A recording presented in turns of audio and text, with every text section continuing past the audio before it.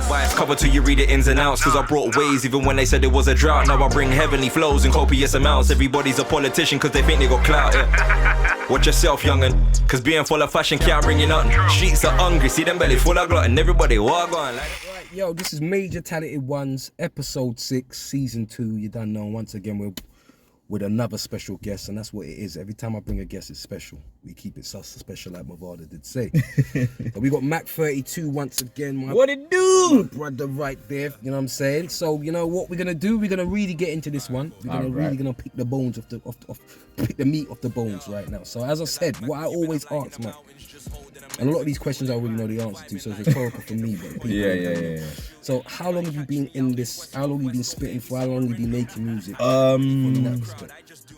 Might as well say I've been writing from when I was in like year 5.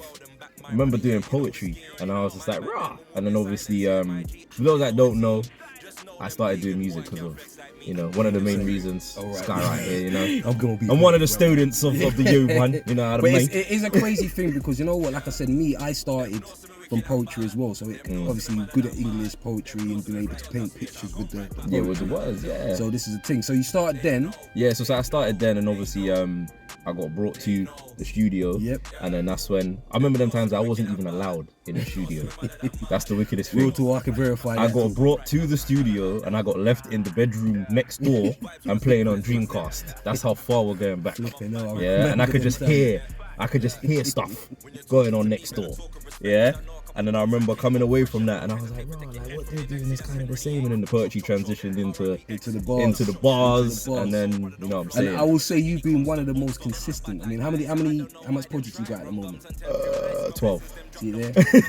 That's some KRS-One's kind of stats. 12 projects 12. and that. And also, I mean, you also had a stint with producing as well. Yeah.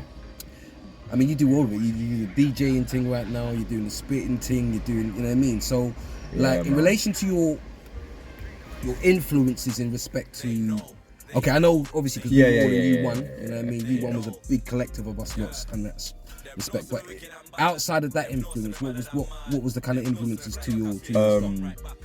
US wise, I would say like Common, because obviously that's where I get like that smooth side from. Common.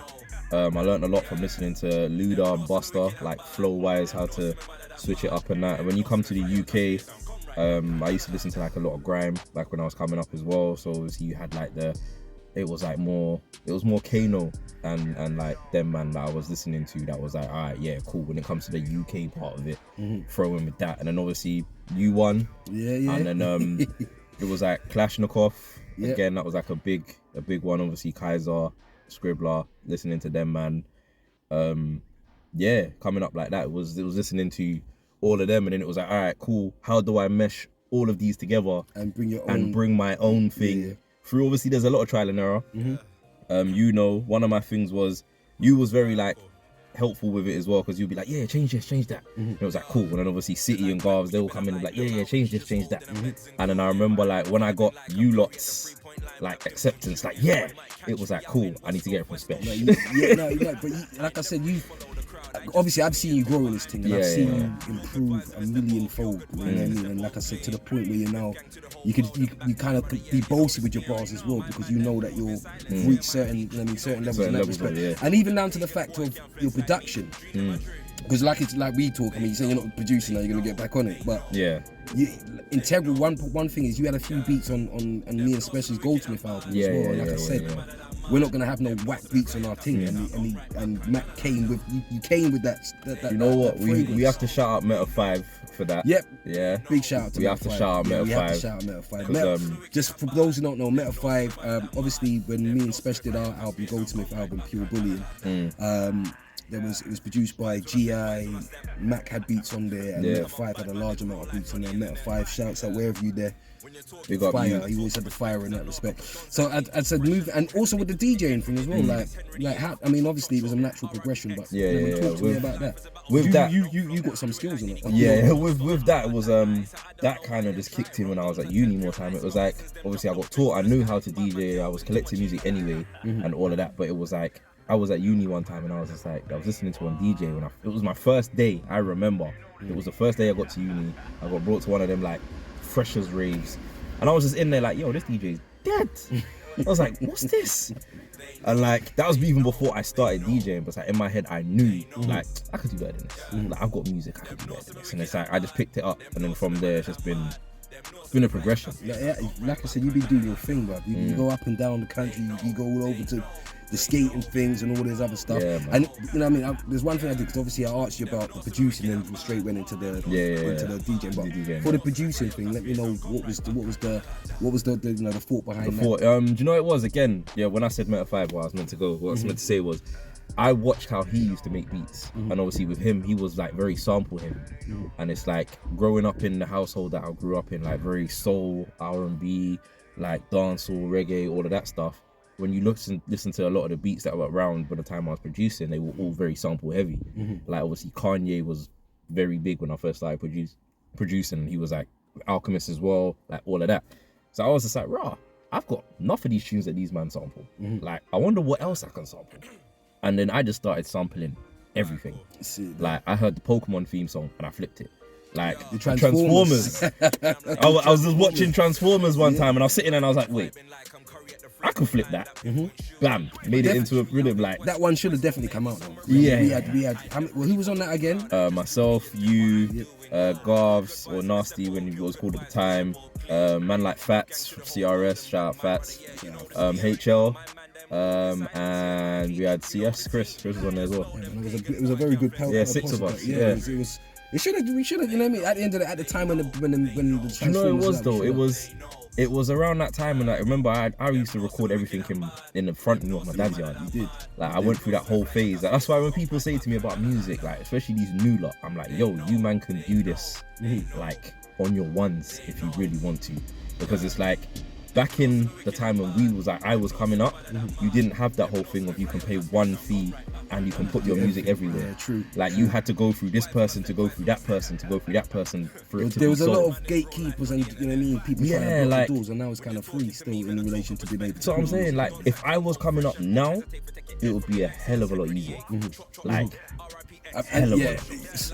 Like I said, because obviously we're coming from pre-YouTube days and kind of things. YouTube was very new. Very, very new. Like, you know what I mean? And understanding the vehicle of what YouTube could do, and understanding the vehicle of what social media could do, it was still new to us. Yeah. And now these youths are very, you know what I mean, hands on with it. Yeah, man. I mean, I'd say in relation to your 12 projects, because that's a lot of projects. 12 projects, you know, that's mad. Which, I mean, when did your first one come out? 2007. 2007. So obviously from 2007 to now, that's 16 years of putting out music. Yeah. And you put 12 Bro, when out. you put it like that. Yeah, that's almost you know like a one every year and a half kind of thing. I went on this stint of dropping one a year.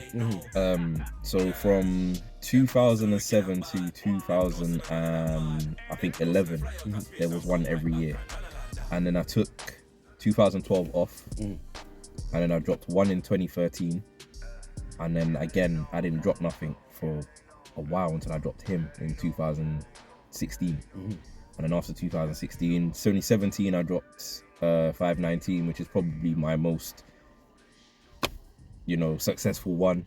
People still wheel up tunes from that. I was gonna say, because out of the 12 projects, I mean, obviously every time you do a track, it's like one of your kids. Yeah. And I'd say, you know what I mean, obviously collectively the albums, you know what I mean, that's your kids there as well. So I'm saying in relation to the projects that you've put out, which one, what's your top 3 for you?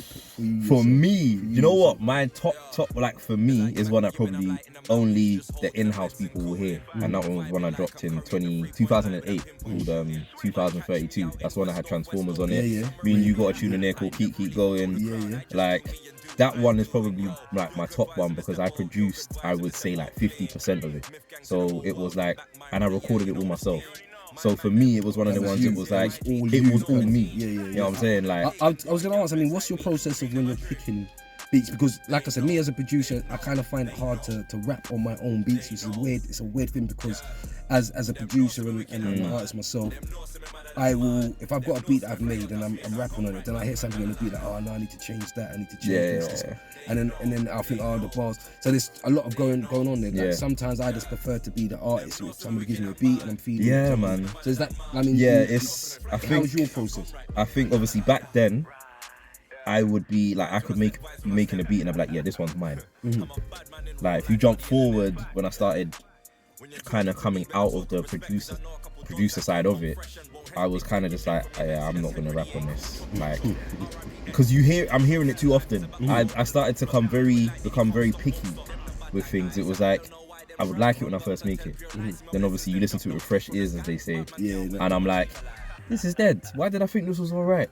And then it is one of those ones. I mean, fresh ears is a weird one because sometimes you can listen to it and say exactly what you said. This is yeah. dead. Well, sometimes you can listen to it. Like, for example, even like my process when I'm making a beat, sometimes I might listen to it and I'm just getting bored. And then a couple of days later, I turn it back on again and like, yo, this is hard. I want to finish it. You know what like, I mean? even when I was making my album that dropped last year, 32, like, when I had it done, like it was done, it was like, I'm not touching it no more. I was listening back and I was just like, I don't like this song no more. But then in my head, I'm like, I spoke to Garv, I spoke to City, and they were just like, blood, but no one's heard it yet. Like, only us lot have heard it. That is a good point. And I was like, I hear you. And then when it came out, like the day it dropped, I listened to it all again and I was like, yo, this is hard.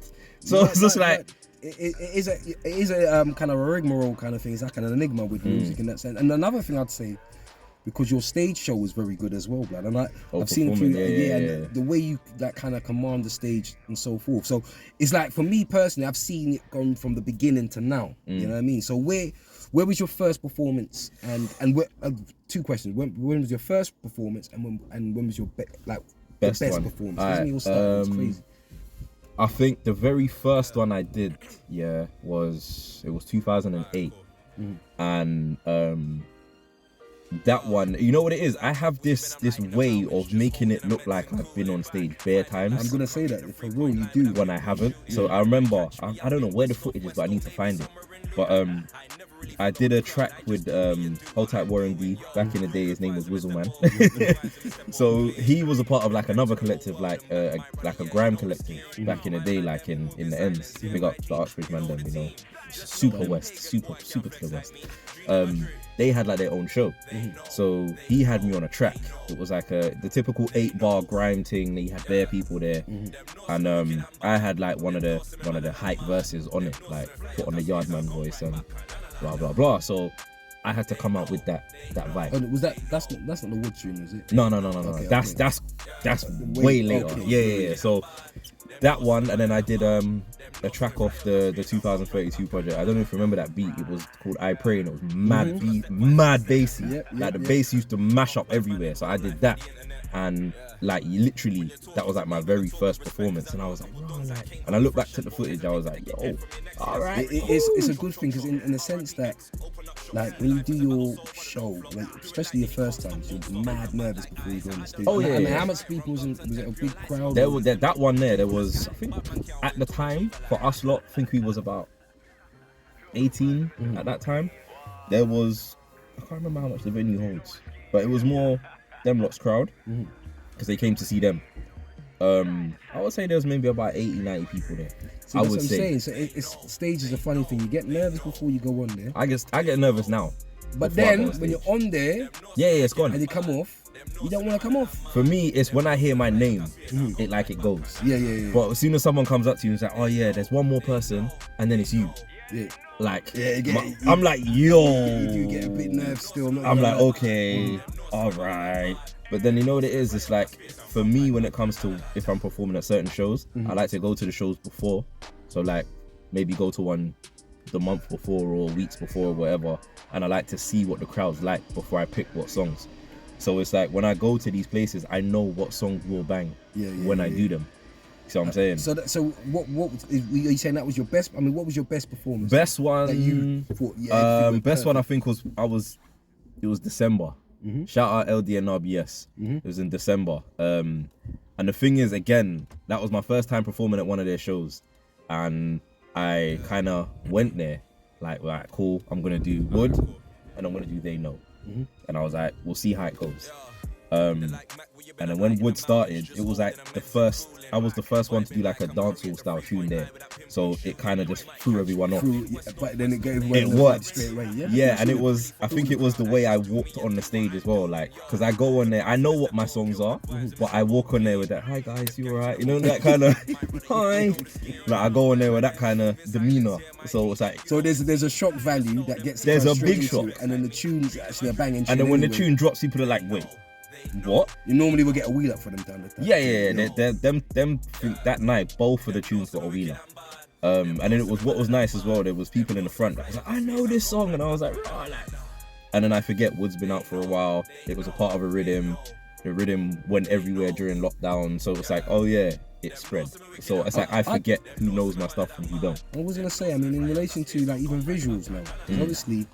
What it is right now people are, it's a very, what's the word I'm looking for? It's a thing where people want to see experience the sound and they want to see them, yeah. So in relation to some of the, I mean, obviously like you've got 12 projects. How many videos have you done with 12 projects? Maybe like 5. See, now this you know thing. what, I get this all the time. And you know what it is? I'm one of them people, well, my nickname's the Myth. Like, cause I'm a myth, innit? I'd rather just make the music and that's it. Yeah. Like, I mean, the thing is, there's nothing wrong with that in respect to it. It's just obviously conventionally people will do. Yeah. People want to see. But I'm saying when you, like, for example, people like her, like when she first came out, people didn't even see her. She was just, you know what I mean? Yeah. Because she wanted them to be, you know, it's in the music, yeah. Which is a good. And like I said, you do have a high quality of music in respect to. In reference to what you do, what I do, yeah. The level's kind of high, and I'd say that, you know, brings me on nicely to like, what is your viewpoint of the game right now, like in relation to the artists and what they do right now? What's your viewpoint on do you know what? It's gonna sound bad, but like when it comes to like a lot of UK stuff, I don't really listen to a lot of UK stuff. It's not that I don't like it. It's like I just don't look for it like that. For me right now, there's certain artists that I listen to, and if I listen to them, like obviously on Spotify you can do that thing where like you follow them and when they drop stuff it pops up, blah blah blah, whatever. So there's only like a select handful of people, like of UK people that I listen to. So when certain people are like, oh blah blah, have you heard this? I'm like, nope. I'm so like in my own bubble. But it's good to be like that, because obviously you don't really want you want your sound to be all you. You don't want to get influenced by nothing at all. Because sometimes you get influenced by something and you don't even know that you've been influenced. And you know what I mean? Like, oh, you sound like. And do you know what? It's never about you sound like. This is going back to like 2010. 2000, just before like Drake blew up. Yeah. Like obviously I dropped that. Remember when I dropped that project, Mr. Valentine? Yeah. I'm saying we're going back now. So when I dropped Mr. Valentine now, yeah, like people heard it and they were like, oh yeah, you sound like Drake. And I was like, who's Drake? I'm like, who's this Drake you? Yeah. But I had already had the project out by then. Yeah. And then when I went back and listened to him, I was like, oh, okay. I can see what people are saying. I see what people are saying. But I think the gift and the curse is there. I mean, obviously people say you sound like somebody who's very successful at the moment, but at the same rate you came out. Yeah, like so therefore it's like, although your sound is, because it hasn't gone worldwide, people are trying to say that you're and that's the wickedest thing. I'm not trying to say I'm better than Drizzy or whatever, just because you know people like to twist things. But it's like my style didn't really change from Mr. Valentine to my first project. It didn't really change like that. And I had never heard Drake until after I dropped Mr. Valentine. That was 2000. In saying that as well, like with Drake, he's a bit of a shapeshifter as well in relation to that. Yeah. But you know what? Yeah. With that whole shapeshifter thing, it's like I've been one to say, oh, well, I'll go on for Drake, man. Why is he doing this and trying to do that and trying to do this? But it's like I deeped it one day and I understood it, because I do the same thing. I don't like to be classed as, oh yeah, you're a rapper. Like when I do my dancehall thing, oh yeah, you're a dancehall artist. No, big man, I'm an artist. Yeah, like a lot of time people like to pigeonhole people. I'm not that guy. Like, to make themselves feel comfortable. Yeah. But you know, like I said, Bruce Lee said, you know what I mean? If you put water in a cup, it becomes the cup. You put water in a kettle, be like water, my friend. So, my one that I like to say, don't teeth it, because I know where people are getting it. It's copywritten, man. You know what I'm saying? My one is, I'm a plane. I'm in the air at all times. I see a lane that I like, I'll land in that lane, I'll do it, refuel, take off again. Which lane is nice, I'll land back in that one. that's what I like to do. I mean, and even like with what's coming up as well, I mean, with regards to, I mean, obviously, are you going to get back on the producing thing as well? I want to. Obviously, we had a conversation not too long ago, and you was like, bro, you need to get back on it. And it's like, a couple years ago, I think it was just after COVID, I was like, yeah, I'm going to get back on it. And I slightly did. I got back on it. I made a couple rhythms. I was like, yeah, cool. Like, I made one rhythm. I was like, yo, I'm going to use this. All now I still ain't used it. All now I still ain't used this rhythm. But I want to get back onto it. Producers that I mess with heavy, and then there's others I'm like, okay, that was good, but I hear the sample and I can do it better. No, So that's the one thing with the game. It's a competitive game as well in that respect. I'm gonna say as well in relation to any, like I said, any up and coming projects. Like what's next? I mean, are you gonna? There's another project because and I have to say it. The song they got a singer at the moment. They know. Go and pick that up. It's actually a banger. The tune is that was like my banger. first time trying that kind of style. Like I've never done that kind of like UK drilly kind of style before. But it is. But it's drill, but it's No, not. but it's you though. Like I said, when I hear that's it, what I I'm don't saying. hear like you're trying to do you're trying to jump on a drilly or whatever. It's you. Like I said, it's your skills on it, and it's one of them songs there that needs to go somewhere. You need to do a visual for that. People need to know about it. Like I said, we'll put all the details for the song right there. But it's a banger, absolute banger. Thank you. And like I said, even one of the shows that I saw, like you sent me the footage of, and it looked like you enjoyed. You know what it is? There's a few songs I really enjoy performing.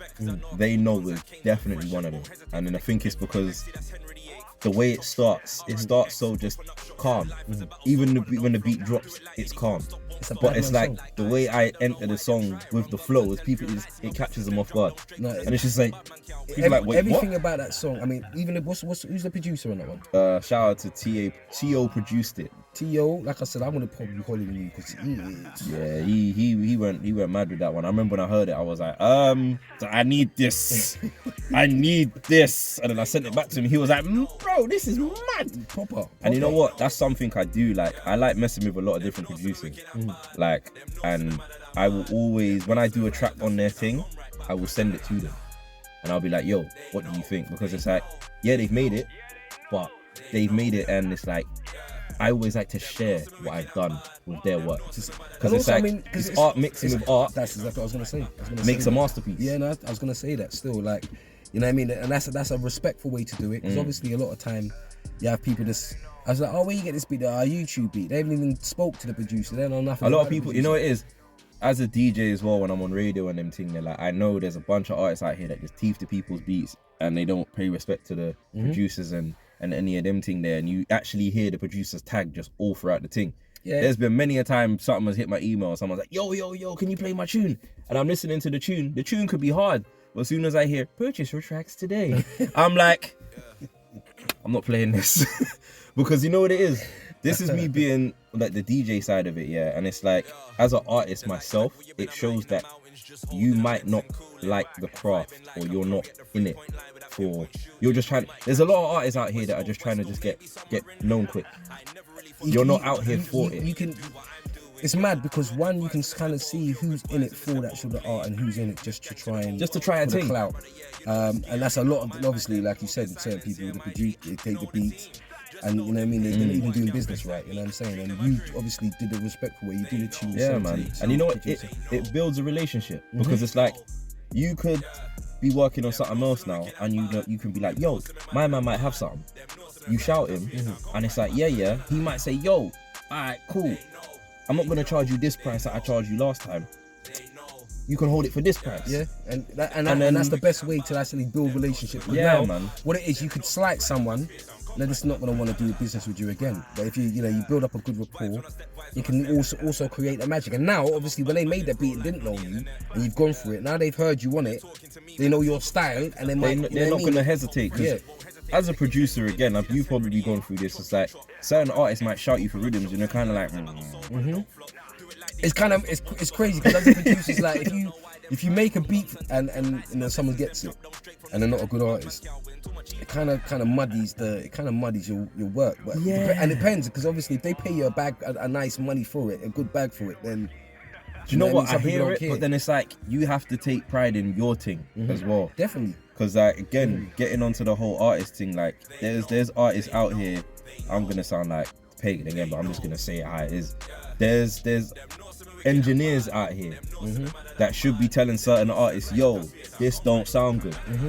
Like, that's why I always respect GI, because there could be times. Shouts out to GI. There's times I'm in the booth and I'm delivering something, and GI is like, he'll just stop it and be like, nah, do it again. Like, so I'm saying, and I wrote it in a way, and I'm like, oh, alright, and then he will help me try it like this, and then I'll try it like that, and I'm like, yo, That's hard. Whereas other engineers, they'll just let you do your thing. But you know what it is? Okay, the thing is, like, for example, and shouts out to GI all day long, you know what I mean? Bad man producer, spitter, just everything. The thing with GI per se, he's a producer, and he what's the word I'm looking for? All right, like for example, like a Dr. Dre, yeah? He's not only producing the beat, he's producing the person in there as well. It's a part. So GI will stop you and to get the best out of you, you know what I mean? So when you hear that product at the end of the day, it's the best of what it is. So that's one thing I would say, like GI is tremendous at that. And you working with him, it's a match made in heaven, really. Because you know what it is? I will walk out the booth, I don't have to say anything.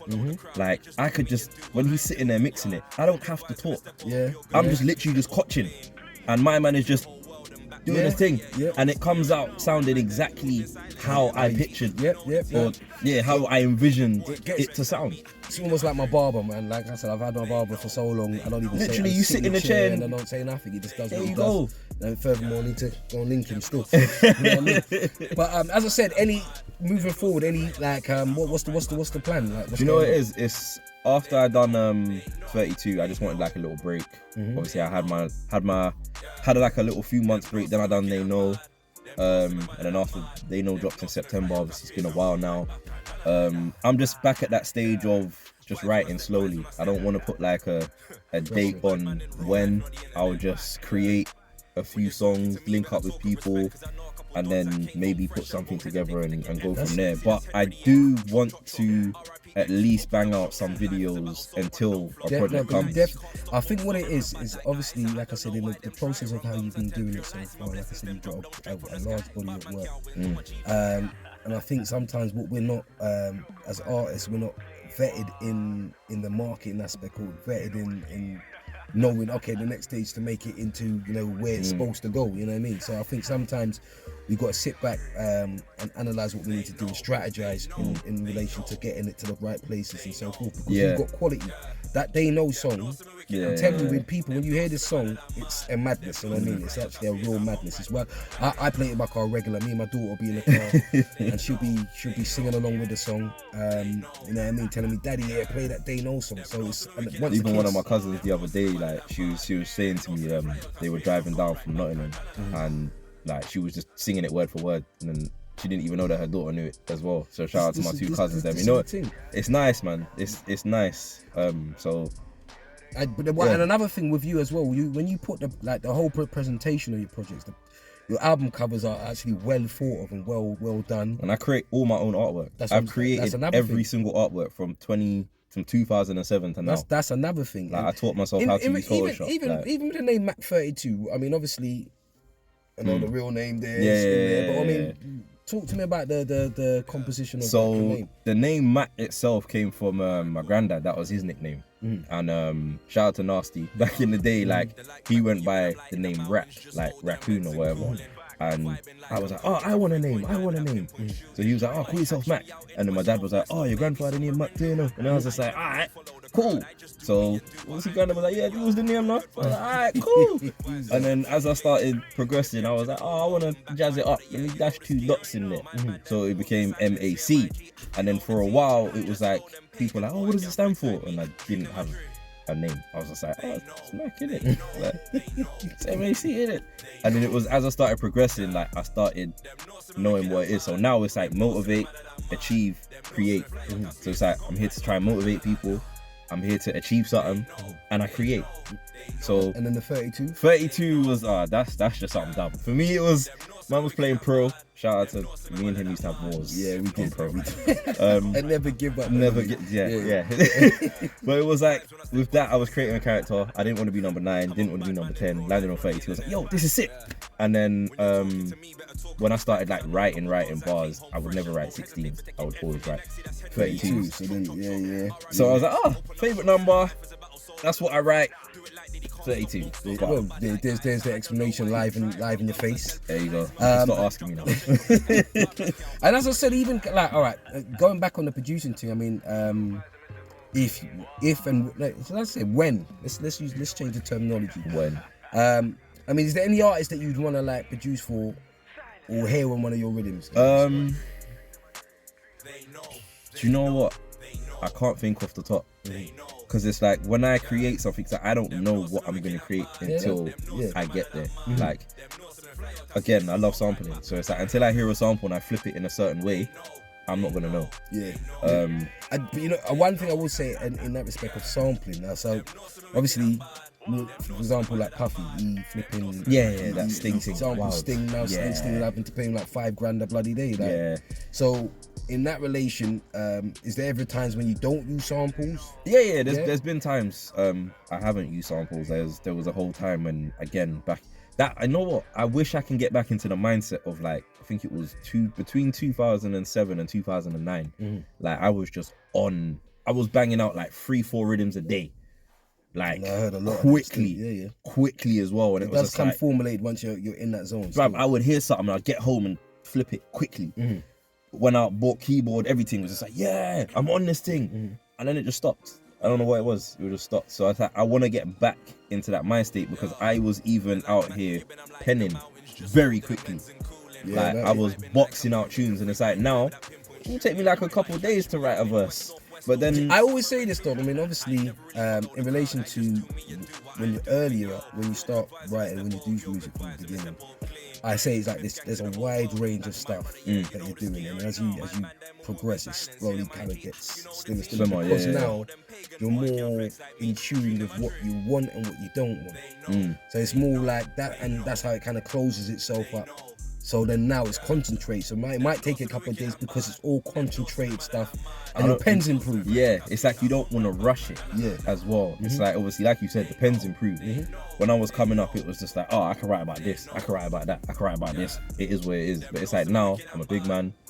I've gone through life experiences. Like, you gotta be more, you gotta be more creative with it.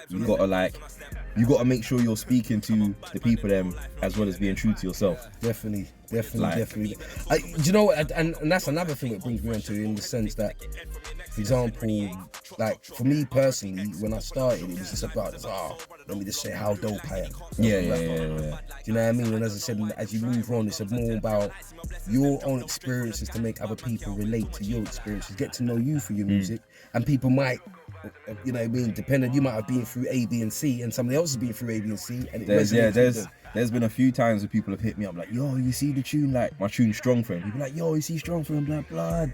That one spoke to me, fam. And it's just like, it's like cool when you make something and it can speak to the people. Then you're like, yo, then like, you're there. Because as I said, the way you even do when you're doing the dancehall stuff as well, you go into that quite effortlessly as well. Like I said, you got Wood, and what was the other one you did? There's Wood, there's Wicked and Bad. That one caught people off guard, and I remember as well, like, I wrote that in a very like deeper tone, and I remember went to the studio now, recording it and did it. I don't know, it doesn't sound how you envisioned it to sound, and G.I. was like, wait, this don't sound right, you sound off. And then I was like, so I raised my tone a bit, so like made my voice higher as I did it, and I was like, yo, G.I. was like, wait, you think you can hold that, like do that for the whole verse? And I was like, I think so. Blood. You did it. And is it with Nakari that you did it? Yeah. Well? Shout Nakari as well. Yeah. And we had obviously we had Dime Designer. We had the other tune Go There. And we done another one that hasn't come out. Only like 4 people have heard it. But I ain't heard it yet. Yeah, exactly. So like only like 4 people have heard it. If you want to hear that still. But I said to him, I was like, blood, you might as well just leak this one, innit? Like, I know he wanted to redo something on it. I think I wanted to strengthen something on it, but it's just like, it sounds alright. It can just come out. So yeah, that's another one that's just there as well. So. I mean, like I said, my thing is, as I sit here, and obviously I sit here and speak to you, and like I said, I know you fully. So as I say, I've tried to obviously introduce you more to the people. Them, yeah.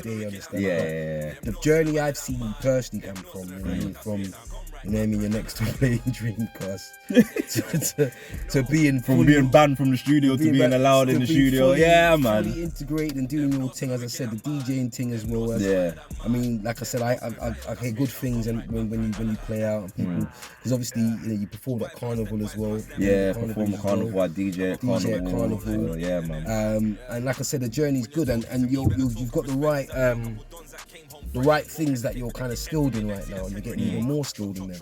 Hence why, as I said, with the project, I want more people to hear your shit. Because as I said, and if that has to start with the bang bad man tune, they know. Do you know what it is? Notice how many times I've said they know. Yeah, people. Notice how many times the tune is. But this is the thing. Yeah. Like again, like shout outs to City, shout out to Garvs, like even yourself, but like more them two, they get onto me all the time. They're like, yeah, cool, you're working on new stuff, but you can still do videos for Definitely. every tune on this. Yeah, because the people who ain't heard it, they're gonna go. That's the thing. I don't make music that's like just stuck now. Mm-hmm. Like again, people are still discovering 519 that dropped in 2017. Mm-hmm. Like people are still discovering stuff from him that was 2016. You see what I'm saying? So I think once again, when you don't follow trends, because obviously, like I said, like there's a lot of artists now who sound exactly the same because they're using the same formula. The videos look all the same. I like even down to that people who, and there's no disrespect to anyone out there, but people who put the mask. I mean, they got the mask over their face to say no face, no case, and so forth and so on. And to me personally, then you know what I mean. Like you're there and you got a mask on, and it's harder for the blood clot, for the cameraman or the person who's editing. You know what I mean? Because at the end of the day, if you can't hear you and you just stand there to put it in time, you can't put it in time. But what I'm saying is, when you are you, when you're unapologetically you, and no one else but you, it's always going to be original. It's always going to have that kind of that stamp of I can go back and listen to. Because as I said, I've listened to a lot of your work, but the things I do hear the improvement because I've been following it. You know what I mean? And obviously people go back and listen to some of the older stuff. Yeah. You know what I mean? But as I said, in relation to, is there any artists that you wanna work with as well? Like as in, you know what I mean, do songs with in relation to obviously. This without doubt, obviously, we need to do more stuff. We've done stuff before, but we haven't done anything like recently as I've hit this level. He sent me a rhythm. I'm writing for it, and it's coming. You know what I mean? I spat a little bit of it. Spesh is probably top of the list. Yeah. Because that's like someone I've never worked with. Like obviously he spat on We People, but like it's never like me working. You know what it is? Just to jump back, there was the tune when I knew I was accepted by Spesh was when I did that tune 6 out of 6, that little freestyle. Yeah. And I remember Spesh was like, "This is hard, you know." Hold on, and I was like, "Wait, he what? did." Especially wanted to jump on it, and I'm gonna say, like, did you? Because you had something out on Instagram in it, but did you ever put that on? Was it on YouTube? No, you know what? Yeah, that had a little video. I did that at uni. Is that video still on YouTube now? I think so. Okay, cool. Yeah, cool. So that's when I was like, what? Yeah, but the tune was, I was like, yo, it was a banger though. It was a banger. Yeah. So Spesh is definitely top of that list as well. UK wise, there's a few artists that I personally know that I play on my radio show and all of that stuff. Like there's some of them, and it's one of them ones. It's like I mess with their music heavy. They listen to my stuff as well, and it's like, yo, we need to do something. I'm trying to think which song it was, because there was one time I think it was on either West Side or Beat FM or one of them. One of your tunes came on. I'm thinking, what song was it? It wasn't They Know, was it? They Know has been on the playlist. I had Motivate on the playlist. This is all West Side. So but I'm just trying to think of which one it was that I heard. Was it? I'm trying to think. Was it They Know? I don't think it was They Know. No, it might have been Motivate. Yeah. Motivate was on the playlist there as well. They Know was there as well, and another one got played on One Extra a couple of times. The System from 32 that got played on One Extra a couple of times. No, They Know should be on. And I was gonna say that another thing, because obviously you being a DJ and obviously being on radio, I forgot he actually plays on radio. You know what I mean? He's got shows on radio and stuff. So how do you not make yourself play your own songs and they're like, listen to my tune? Do you know what? I never used to play my own stuff. Never. Yeah, because I thought, people hear it like, why is he playing his own music? And then I listened to how Ludacris made it. Ludacris jumped on a station in Atlanta, started rinsing his own stuff to the point where people are like, yo, who's this? And they're like, yo, it's the DJ? Like, what? And I was like, yeah, I hear that. And then someone was like, but you can put your stuff in the mix. You don't have to say it. Look, success leaves trails, you know? So that's what I started doing. I started mixing in my own stuff. And then I'm like, you know when like you play like 3 tunes in a row, and you're like, oh yeah, first of all I played blah blah blah blah blah. Like I would just say my name like it wasn't me.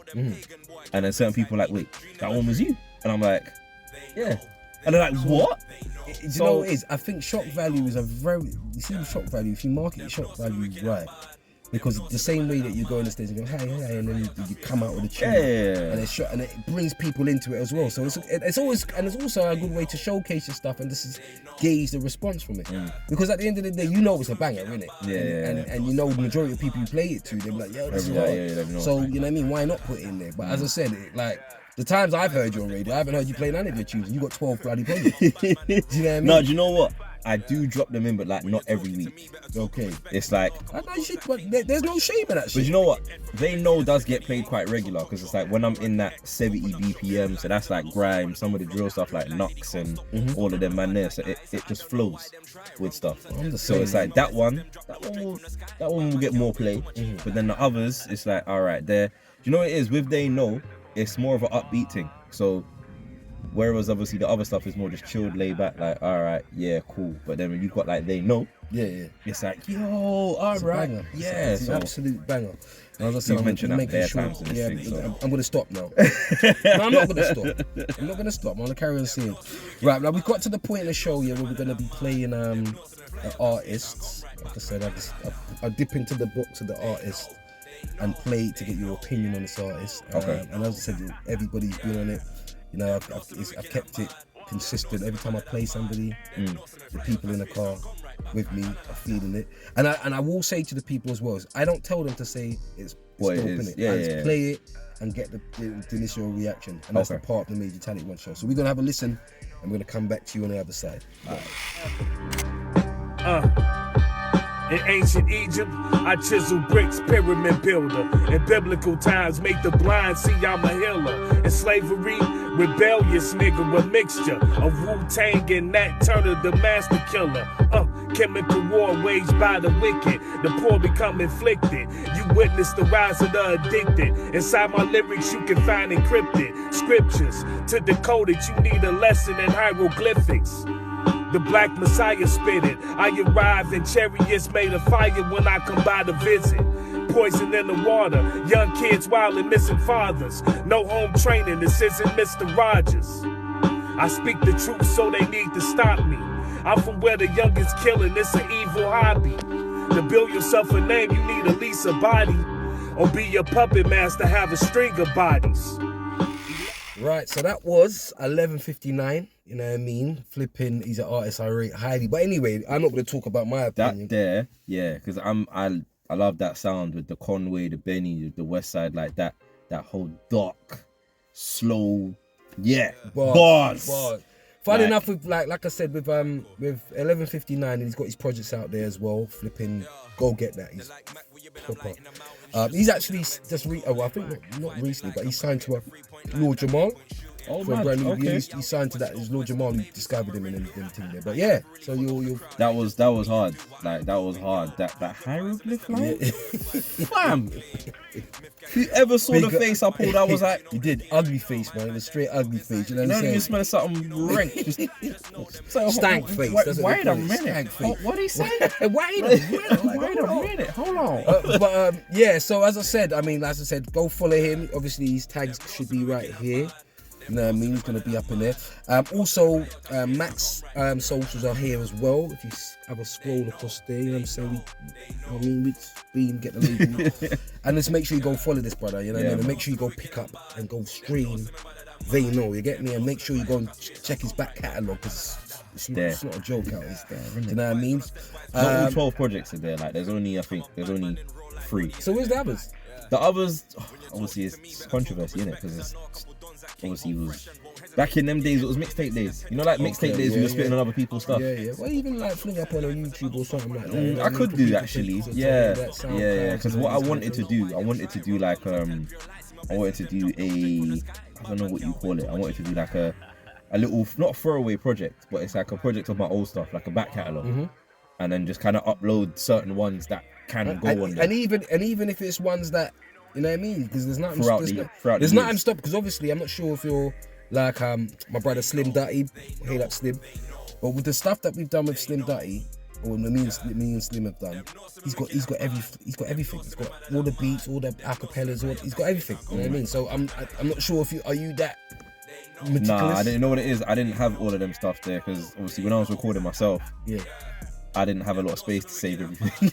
It was literally, soon as I've mixed it slightly, I've bounced it, you can't go back to the song ever again. Okay. All right. Well, Like, you know what I'm saying? there's songs that I've done and I'm like, oh, this would have sounded a lot better if I didn't do that. What I'd say, and this is, you know what I mean, people here, that if you got anything that you want maybe to hear on a different beat, fling me the acapella and we can see what we can do as well. Yeah, man. I know you could do that, and I know GI could do that. I could and just everybody, re-record it all our anyway, people like, that. so. But yeah, so anyway, you know what I mean, it's been an absolute pleasure speaking to you, Broski. brother. You know what I'm saying? There's going to be more work and there's going to be man. more stuff coming.